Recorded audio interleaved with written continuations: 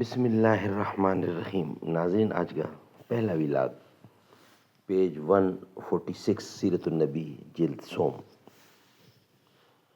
بسم اللہ الرحمن الرحیم۔ اردو زبان میں سرور عالم صلی اللہ علیہ وسلم کی سیرت پر جامع ترین کتاب سیرت النبی صلی اللہ علیہ وآلہ وسلم۔ رائٹر ہیں اس کتاب کے علامہ شبلی نعمانی رحمۃ اللہ علیہ، علامہ سید سلیمان ندوی رحمۃ اللہ علیہ۔ جلد سوم۔ بسم اللہ الرحمن الرحیم۔ الحمد للہ رب العالمین والصلاة والسلام علی سید المرسلین وعلی آلہ واصحابہ اجمعین۔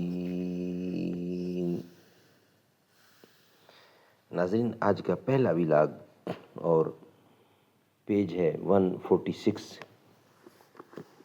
نہیں منت کش تاباں تاب شنیدن داستاں میری، خاموشی گفتگو ہے زبانی ہے زباں میری، یہ دستور زباں بندی ہے کیسا تیری محفل میں، یہاں تو بات کرنے کو ترستی ہے زباں میری۔ حضرت صالح کی امت نے حضرت صالح سے ایک نشانی طلب کی۔ انہوں نے کہا، یہ اونٹنی تمہاری نشانی ہے، جو ایک دن میں ان کے چشمے یا کنویں کا تمام پانی پی جاتی تھی اور دوسرے دن ان کے جانوروں کو پانی ملتا تھا۔ لیکن اس نشانی کو دیکھ کر کہ اونٹنی تمام چشمہ یا کنواں کا پانی پی جاتی ہے، انہیں تسکین نہ ہوئی اور اس اونٹنی کو مار ڈالا۔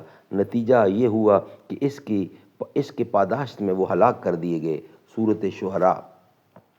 ما انت الا بشر مثلنا فاتی بآیات ان کنت من الصادقین، قال ھذا ناقۃ اللہ شرب ولکم شرب یوم معلوم ولا تمسوها بسوء فیأخذکم عذاب عظیم، فعقروها فاصبحوا نادمین، فأخذهم العذاب ان فی ذلک لآیات وما کان اکثرهم مؤمنین۔